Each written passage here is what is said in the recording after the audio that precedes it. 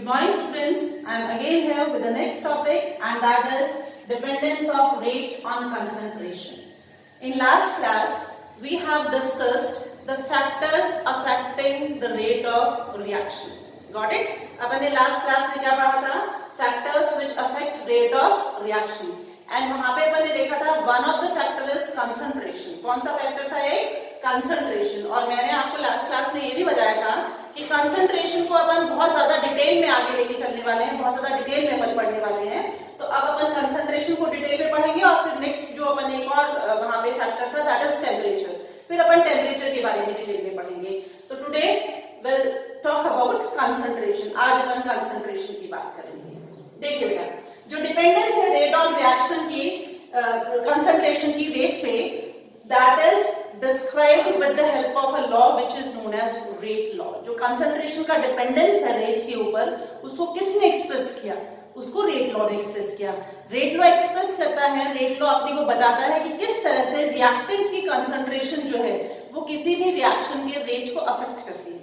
अपन ने देखा था जब अपन ने फर्स्ट लेक्चर में बात की थी तो अपन ने क्या देखा था कि रिएक्शन का जो रेट है उसमें क्या होता है, रिएक्टेंट की कंसंट्रेशन जैसे जैसे अपन इंक्रीज करते हैं तो रिएक्शन का रेट इंक्रीज होता है. क्यों? क्योंकि अपन ने देखा था रिएक्शन जैसे जैसे प्रोसीड होती है वैसे वैसे रिएक्टेंट की कंसंट्रेशन डिक्रीज होती जाती है और प्रोडक्ट की कंसंट्रेशन इंक्रीज होती जाती है. तो अगर अपन रिएक्टेंट का कंसंट्रेशन बढ़ाएंगे तो रिएक्शन का रेट भी जो है वो बढ़ेगा. और इसका एक जो एक्सप्रेशन जो है वो अपन डिराइव करते हैं, एक्सप्रेशन अपन देखते हैं, that was given by rate law. ठीक है. So let us consider a general equation. अपन एक जनरल इक्वेशन यहां पे लिखते हैं. For example A plus B gives C plus D. ठीक है, ये अपन ने एक जनरल इक्वेशन लिखी है. A B C plus D. यहाँ पे जो ए, स्मॉल ए, बी, सी और डी जो है ये क्या है? स्टोइकियोमेट्रिक कोएफिशिएंट्स हैं. These are stoichiometric coefficients. ये stoichiometric coefficients हैं. और A, B कोई भी reactants है. A, B जो है कैपिटल A, B क्या है? These are reactants. And C, D जो है these are products. ठीक है, ये अपन एक जनरल रिएक्शन लिखा है. It may be any reaction. तो रेट लॉ क्या कहता है? The rate of reaction is directly proportional to the product of concentration of reactants raised to some power which may be equals to its stoichiometric coefficient or may not be equals to its stoichiometric coefficient. I will revise once again. Rate law का expression क्या है? Rate law ने क्या कहा? The rate of a reaction is directly proportional to the product of concentration of reactants. वो reactants की concentration की product के इक्वल है. ये जो अपन इस तरह से लिखते हैं A, ये किसको रिप्रेजेंट कर रहा है? ये bracket concentration of A reactant. ये किसको रिप्रेजेंट कर रहा है? concentration of B reactant. तो ये जो अपन बना रहे हैं ब्रैकेट्स, they represent concentrations. तो रेट लॉ क्या था कि rate of a reaction is directly proportional to the product of concentration of reactants raised to some power. इसके ऊपर अपन ने कुछ पावर लगाया. क्या पावर लगाया? A के ऊपर अपन ने लगाया x, B के अपन ने ऊपर लगाया y. Got it? अब आगे का एक्सप्रेशन क्या है कि x and y may be equals to their stoichiometric coefficients or may not be equals to their stoichiometric coefficient. What does it mean? कि x और y जो है वो यहाँ पे a और b के इक्वल हो भी सकता है और a और b के इक्वल नहीं भी हो सकता. ये अपन कैसे डिटरमाइन करेंगे? एक्सपेरिमेंटली डिटरमाइन करेंगे.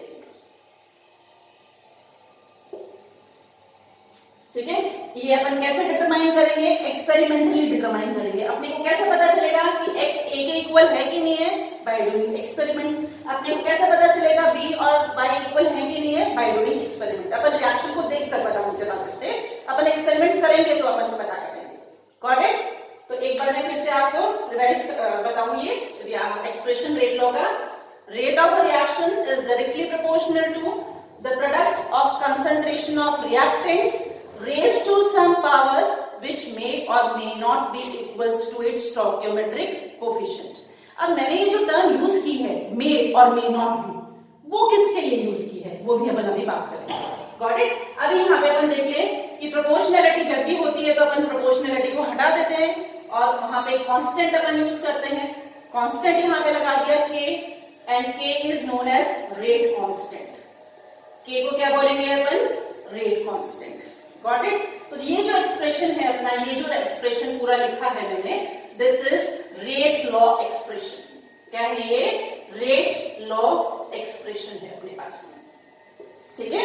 So what is rate law expression? ये पूरा expression is rate law expression. और ये किसने दिया? रेट लॉ ने दिया। और रेट लॉ ने क्या कहा? Rate of a reaction is directly proportional to the product of concentration of reactants raised to some power which may or may not be equals to its stoichiometric coefficients. Got it? चलिए अब अपन एक बात और करते हैं। देखिए बेटा, अपन reaction को 2 टाइप्स में डिवाइड करते हैं। जब अपन केमिकल काइनेटिक्स पढ़ रहे हैं तो यहाँ पे अपन 2 तरह की रिएक्शंस की बात करते हैं। One is elementary reactions, elementary reaction, and other is complex reactions. एक तो अपन ने पढ़ा एलिमेंट्री रिएक्शंस और दूसरा पढ़ा कॉम्प्लेक्स रिएक्शंस। एलिमेंट्री रिएक्शंस कौन सी होती है? सिंपल रिएक्शंस होती है, बहुत ही सिंपल रिएक्शन है ये, and they takes place in single step. ठीक है? किसमें हो जाती है? सिंगल स्टेप में हो जाती है रिएक्शंस। तो these are elementary reactions are the simple reactions. These reactions takes place in single step, एक ही सिंगल स्टेप होता है इनका। लेकिन जो कॉम्प्लेक्स रिएक्शन होती है they takes place in number of steps, number of steps में होती है, ये एक सिंगल स्टेप में नहीं होती। तो अगर अपन अज्यूम करें, लेट अस अज्यूम अपने पास में कोई रिएक्शन है x plus y gives xy, ये एलिमेंट्री रिएक्शन है मेरा। तो इसका जो रेट एक्सप्रेशन है वो क्या लिखूंगी मैं? Rate is equals to k x की पावर 1 y की पावर 1। ठीक है? क्योंकि x के आगे यहाँ पे स्टोइकियोमेट्रिक कोएफिशिएंट क्या है नहीं तो 1 हो गया, y के आगे यहाँ स्टोइकियोमेट्रिक कोएफिशिएंट है नहीं तो 1 हो गया। तो यहाँ पे जो मैंने आपको लाइन बोली थी रेट लॉ एक्सप्रेशन में, रेट लॉ में, कि raise to some power which may और may not be equals to its stoichiometric coefficient. अगर रिएक्शन एलिमेंट्री रिएक्शन है, अगर रिएक्शन एलिमेंट्री रिएक्शन है, सिंपल रिएक्शन है, अगर वो सिंगल स्टेप में होती है तो यहाँ पावर क्या लगेगी? Stoichiometric coefficient. ठीक है?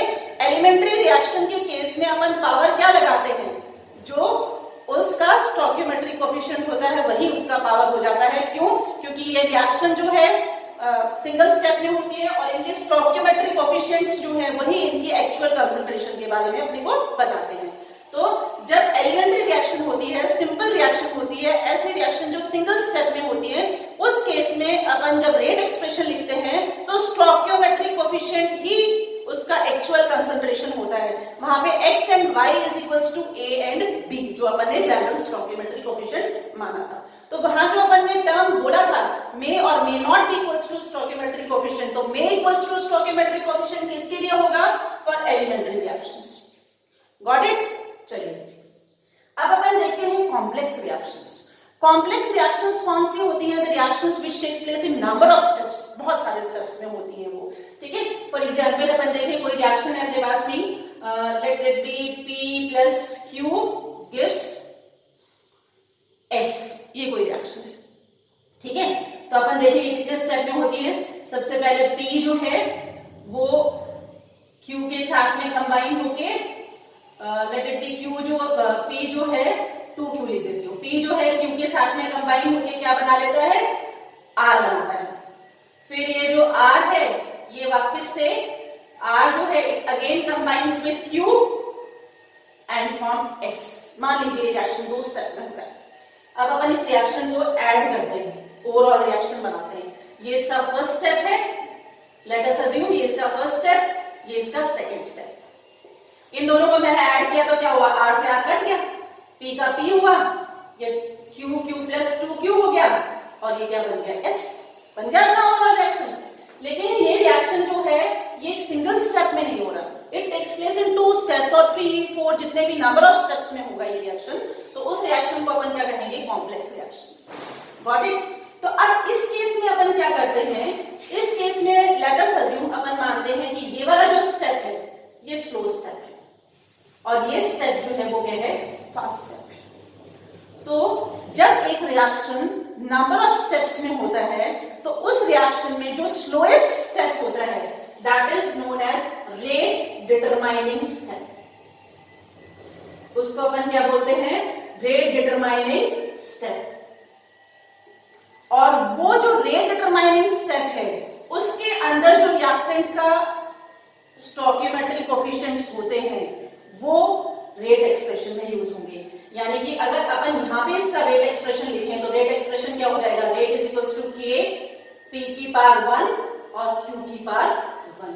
अपनी रिएक्शन में क्या है? क्यू की पावर अगर अपन स्टोइकियोमेट्रिक कोफिशिएंट लिखते तो क्या यूज करते हैं? 2, लेकिन 2 नहीं होगा यहाँ पे क्योंकि ये रिएक्शन कॉम्प्लेक्स रिएक्शन है। Complex reaction takes place in number of steps. तो कॉम्प्लेक्स रिएक्शंस में अपन रेट एक्सप्रेशन लिखने के लिए, रेट लॉ फॉलो करने के लिए अपन उस रिएक्शन का मैकेनिज्म लिखते हैं। ये मैंने इसका मैकेनिज्म लिखा। मैकेनिज्म क्या होता है? वो सारे स्टेप्स जो एक रिएक्शन में होते हैं टू कंप्लीट द रिएक्शन।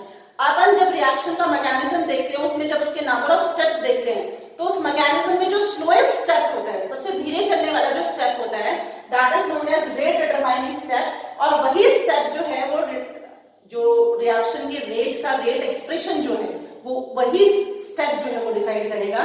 तो अपन ने यहां से इसका रेट एक्सप्रेशन अपने को यहां से लिखना पड़ेगा। अगर अपन रेट एक्सप्रेशन यहां से लिखते हैं तो इट इज रॉन्ग। तो यहाँ पे क्या हो गया? के पी की पावर 1 क्यू की पावर 1। तो यहाँ पे जो रेट लॉ में अपन ने टर्म बोला था may not be equals to stoichiometric coefficient, तो वो यहाँ पे आ गया कि यहाँ पे जो एक्चुअल पावर है इनकी एक्स और वाई जो अपन ने लगाया है यहाँ पे that is not equals to A and B. Got it? समझ आया? तो रेट लॉ का एक्सप्रेशन क्या था अपना? Rate of reaction is directly proportional to the product of concentration of reactants raised to some power which may or may not be equals to its stoichiometric coefficients। may इस case में, may in the case of simple elementary reactions, और may not किस case में नहीं होंगे उनके stoichiometric coefficients उनके rate law expression की पावर में in case of complex reactions। complex reactions के केस में अपन क्या करते हैं? रिएक्शन का मैकेनिज्म लिखते हैं। रिएक्शन का मैकेनिज्म लिखते हैं, सारे स्टेप्स देखते हैं रिएक्शन के, और उन स्टेप्स में जो स्लोएस्ट स्टेप होता है वो रिएक्शन के रेट को डिटरमाइन करता है।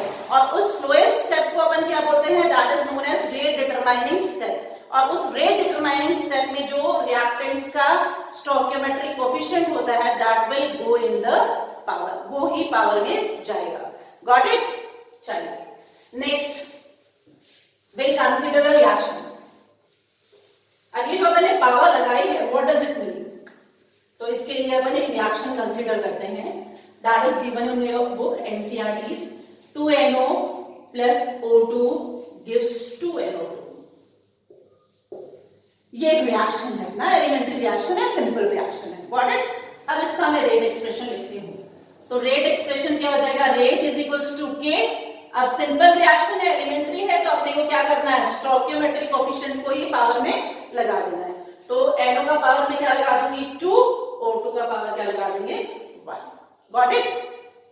अब देखिए बेटा, मैं आपसे पूछूं what will be the effect on rate of reaction if the concentration of NO get doubled and O2 remains constant. अगर मैं O2 का कंसंट्रेशन को कांस्टेंट रखूं, चेंज नहीं करूं, कांस्टेंट रखूं, और NO की कंसंट्रेशन को मैं डबल करूं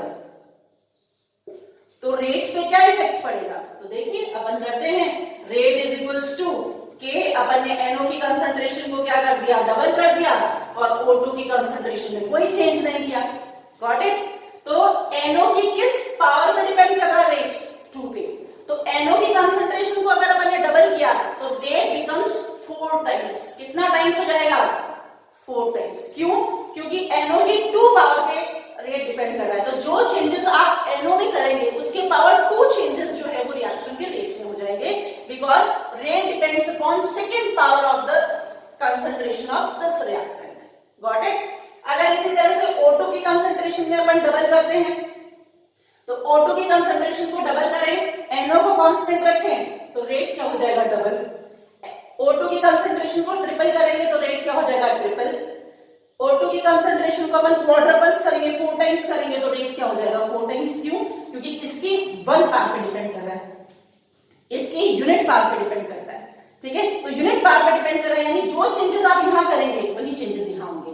आपने इसको डबल किया ये डबल हो जाएगा, आपने इसको ट्रिपल किया ये ट्रिपल हो जाएगा, आपने इसको 4 टाइम्स किया ये 4 टाइम्स हो गया। लेकिन यहाँ जो आप चेंजेस करेंगे उसके पावर 2 टाइम्स चेंजेस जो है वो होंगे, क्योंकि रेट NO की पावर 2 पे NO की कंसंट्रेशन की सेकेंड पावर पे डिपेंड करता है। इसको डबल किया तो इट बिकम्स 4 टाइम्स, इसको ट्रिपल किया तो इट बिकम्स 9 टाइम्स। 3 का स्क्वायर इज 9। Got it. तो ये अपने को रेट एक्सप्रेशन बताती है कि रेट किस तरह से, जैसे जैसे अपन एक रिएक्टेंट को बढ़ाते हैं घटाते हैं जो भी अपन करते हैं, तो किस तरह से रेट जो है वो अफेक्ट होता है। Got it. चलिए अब देखिए, आपको I define rate law. You can define rate of a reaction is directly proportional to product of concentration of reactant raised to some power which may or may not be equals to its stoichiometric coefficients. Got it?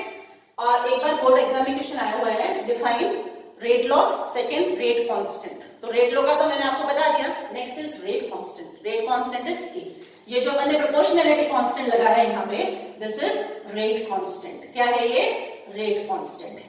इसको कैसे define करेंगे अपन? तो इसको बनाए, इसका expression ले आए पहले।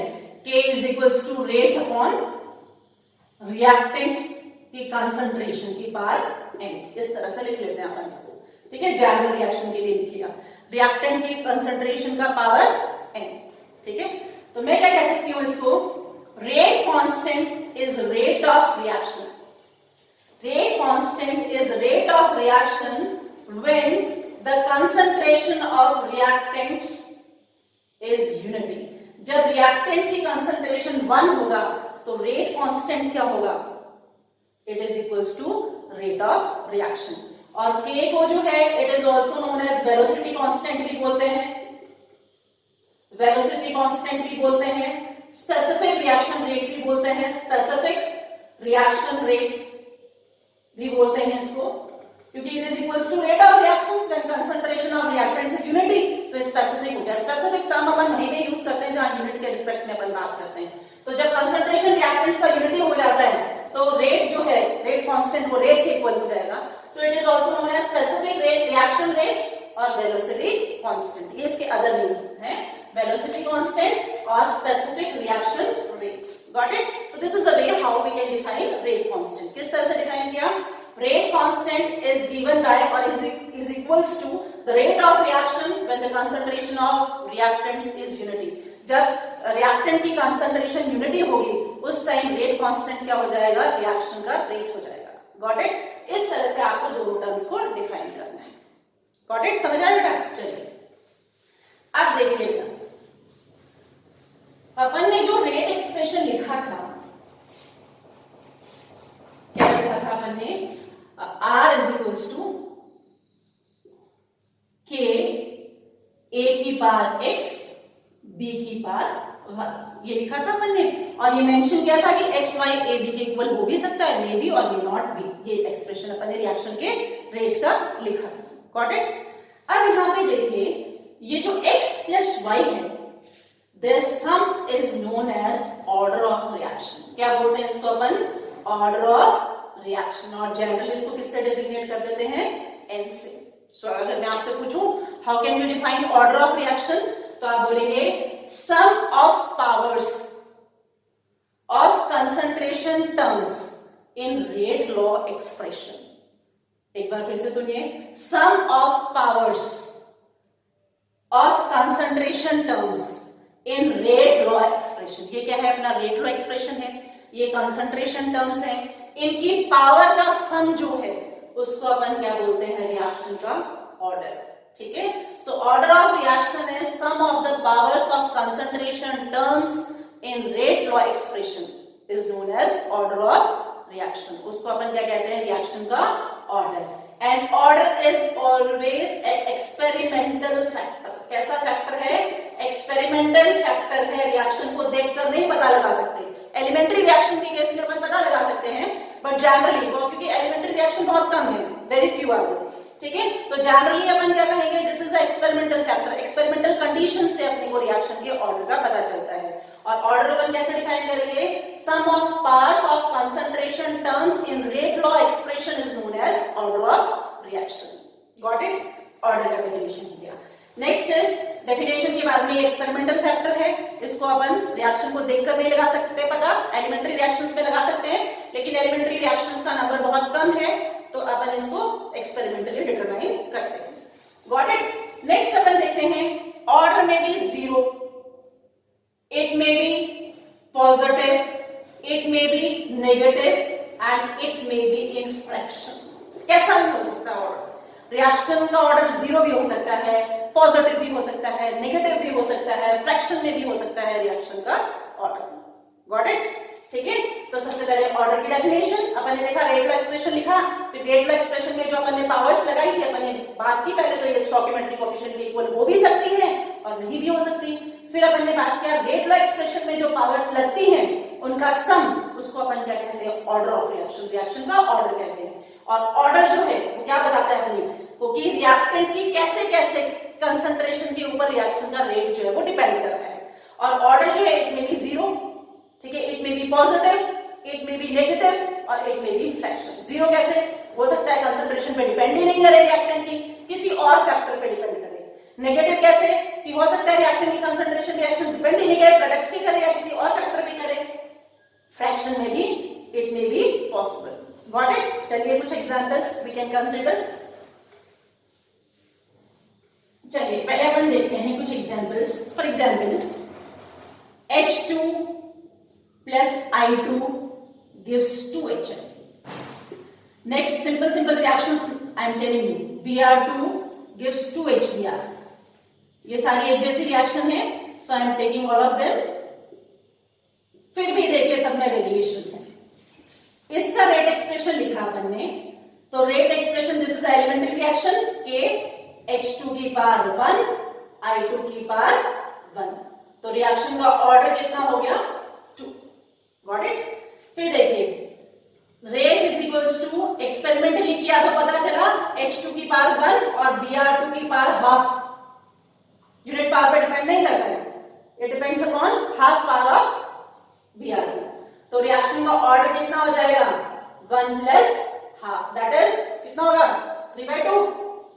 चलिए नेक्स्ट इज दिस वन। यहां देखिए आप, रेट इज इक्वल्स टू के H2 की पावर 0 Cl2 की पावर 0, n क्या हो गया? 0। क्या हो गया? 0। क्यों हुआ 0? Because this reaction, the rate of this reaction depends upon light.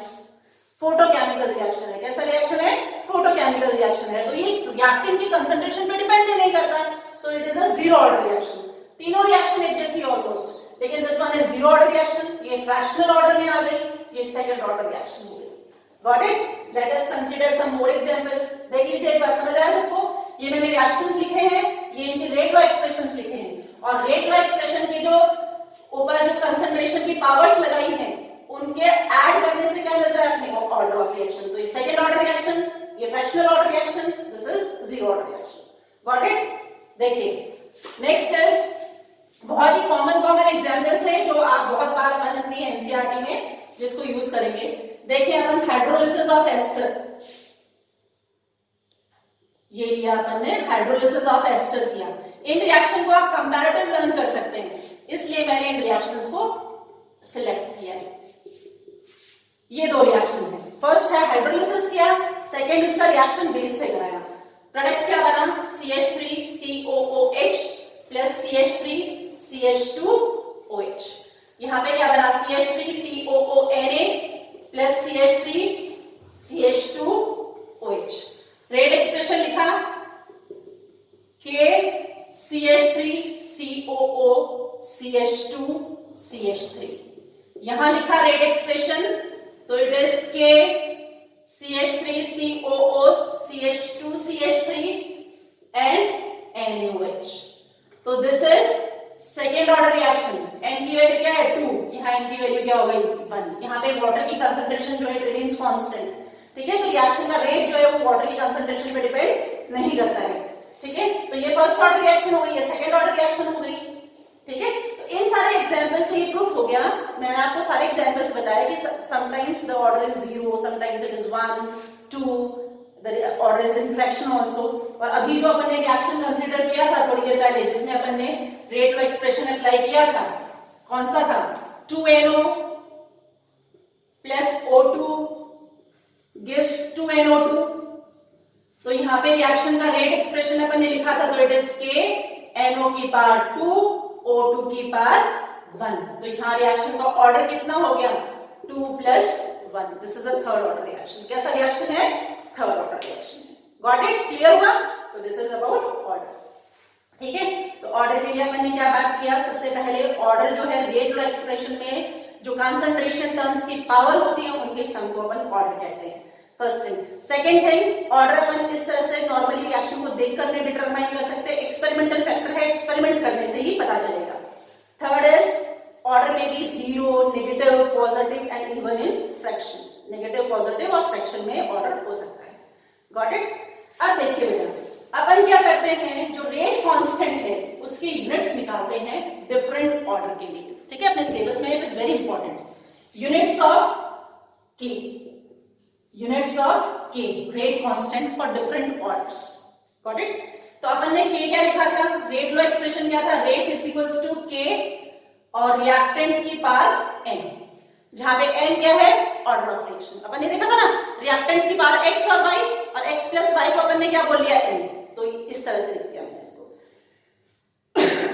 Sorry, तो k इज इक्वल्स टू क्या हो जाएगा, rate upon concentration of reactant की पावर n। ठीक है, तो रेट लिखा मैंने, रेट की यूनिट क्या होती है, बोलिए, मोल पर लीटर और second. Mole litre inverse, rate क्या होता है, change in concentration upon time, तो मोल्स पर लीटर और सेकेंड इनवर्स, तो मोल पर लीटर, और मैंने इसको इस तरह से किया, सेकेंड इनवर्स। और रिएक्टेंट की कंसंट्रेशन की यूनिट क्या होती है, मोल पर लीटर। तो यहां पे क्या हो गया, n। क्या हो गया, n। n is order of reaction. Got it? अब देखिए, तो अपन पूरा एक्सप्रेशन बनाएं, तो यहां पे क्या हो जाएगा, दिस इज k की यूनिट क्या हो जाएगी, मोल पर लीटर 1 - n, ऊपर चला गया सेकेंड इनवर्स। इस तरह से अपन रेट कांस्टेंट की यूनिट निकाल देंगे, मोल पर litre 1 - n s inverse, second inverse हो गया। n क्या है यहाँ पे, ऑर्डर ऑफ रिएक्शन। अब जीरो ऑर्डर के लिए निकालते हैं, zero order reaction. Zero order reaction क्या हो जाएगा, रेट की यूनिट मोल पर लीटर सेकेंड इनवर्स। कैसे हुआ, मोल था, लीटर 1 - 0 पावर 1 हो गई, तो मोल पर लीटर सेकेंड इनवर्स, या इस तरह से लिख दीजिए इसको, mole litre inverse second inverse. Got it? ठीक है, समझ आया? फिर फर्स्ट ऑर्डर के लिए निकालते हैं, तो फर्स्ट ऑर्डर के लिए क्या हो जाएगा, 1 - 1, ये फॉर्मूला क्या था अपना, मोल पर litre 1 - n second inverse. n क्या है यहाँ पे, 1 फर्स्ट ऑर्डर के लिए, तो k की यूनिट क्या हो जाएगी फर्स्ट ऑर्डर के लिए, सेकेंड इनवर्स। 1 - 1 क्या हो जाएगा, 0, किसी की पावर 0 होती है तो क्या होता है, 1। ठीक है, 0 होगी तो 1 हो गया, तो सेकेंड इनवर्स। Got it? इस तरह से अपन 0 फर्स्ट 2 लिखा लेंगे यहाँ पे, तो ये -1 हो जाएगा। ठीक है, तो उस तरह से आप उसको यूनिट को चेंज कर लेंगे। तो इस तरह से we can determine the units for rate constant for different orders. Different orders के लिए अपन रेट कांस्टेंट की यूनिट्स को डिटरमाइन कर सकते हैं। कैसे, क्या देखिए एक बार, K निकाला, रेट अपॉन रिएक्टेंट की पावर n, कंसंट्रेशन की पावर n, ऑर्डर क्या था, n। तो रेट का यूनिट क्या होता है, रेट क्या बढ़ा था, change in concentration upon time. Change in concentration mole पर लीटर में निकाल रहे हैं अपन कंसंट्रेशन, सेकेंड इनवर्स, और नीचे कंसंट्रेशन का मोल पर लीटर, ये तो n ऑर्डर माना तो n लिख दिया मैंने इसको। तो ऊपर जाके क्या हो गया, ये मोल पर लीटर 1 - n और सेकेंड इनवर्स। अब यहाँ पे n की जगह ऑर्डर जो भी आप कैलकुलेट करें, 0 फर्स्ट वो पुट करते जाइए और यूनिट्स निकाल दीजिए। Got it? चलिए, एक छोटा सा टॉपिक और है, वो भी अपन आज ही डिस्कस करेंगे क्योंकि उसमें ज्यादा कुछ है नहीं, that is molecularity. मॉलिक्यूलैरिटी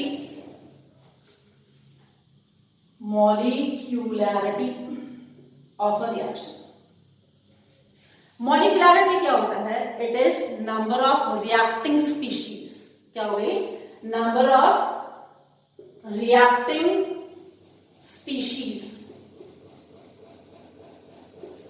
in a chemical transformation, जो भी अपन एक केमिकल रिएक्शन करवाते हैं उसमें जो नंबर ऑफ रिएक्टिंग स्पीशीज होते हैं उसको अपन मॉलिक्यूलैरिटी बोलते हैं। अब ये रिएक्टिंग स्पीशीज क्या होते हैं? दे में बी एटम्स, दे में बी मॉलिक्यूल्स, दे में बी आयंस, यानी अपन कह सकते हैं एक तरह से रिएक्टेंट्स का नंबर। क्या हो गया? रिएक्टेंट्स का नंबर जो है इन अ एलिमेंट्री रिएक्शन, इसमें एलिमेंट्री रिएक्शन में अपन मॉलिक्यूलैरिटी की बात एक एलिमेंट्री रिएक्शन में ही करते हैं। कॉम्प्लेक्स रिएक्शन के लिए मॉलिक्यूलैरिटी हैज नो सिग्निफिकेंस। मॉलिक्यूलैरिटी की बात अपन कॉम्प्लेक्स रिएक्शन में नहीं करते हैं, अपन मॉलिक्यूलैरिटी की बात सिंपल रिएक्शन में करते हैं। और सिंपल रिएक्शन में जो नंबर ऑफ रिएक्टिंग स्पीशीज होता है, that may be atom, that may be ion, that may be molecule, जो नंबर ऑफ रिएक्टेंट्स होता है वही क्या हो जाएगा? उसकी मॉलिक्यूलैरिटी हो जाएगा। Got it? आपसे कई बार एग्जाम में डिफरेंस पूछा जाता है बिटवीन ऑर्डर एंड मॉलिक्यूलैरिटी। तो ऑर्डर में be 0 and it may be negative और it may be in fraction also, but molecularity never be 0, never be negative, never be in fraction। आपने देखा the reaction without molecule or reacting species is not possible। ऐसी reaction जिसमें reactant ही नहीं हो तो that is not possible। ठीक है, तो ऑर्डर और मॉलिक्यूलैरिटी में there is lot of difference। Order में be 0, it may be in fraction, it may be negative। मॉलिक्यूलैरिटी never be 0, never be negative, never be in fraction। Got it? और ये क्या हो गया? रिएक्टिंग स्पीशीज में हो गया। और molecularity has significance only in elementary reactions. Elementary reactions में इसका सिग्निफिकेंस होता है। ठीक है, और अलग अलग रिएक्शन में जैसे अपन देखें मॉलिक्यूलैरिटी और ऑर्डर चेंज हो जाता है। फॉर एग्जांपल जैसे अपन ने फोटोकेमिकल रिएक्शन पढ़ा था अभी, H2Cl2 gives 2HCl, इसका ऑर्डर अपन ने क्या निकाला? 0, लेकिन इसकी मॉलिक्यूलैरिटी कितनी है? 2। मॉलिक्यूलैरिटी कितनी हो गई इसकी? 2, because number of reacting species क्या हो गए? यहाँ पे 2 हो गए।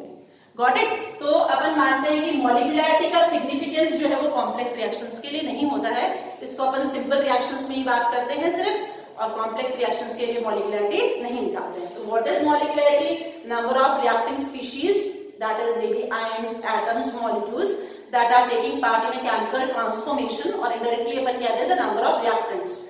And we talk about molecularity only for elementary reactions. In complex reactions, molecularity has no significance.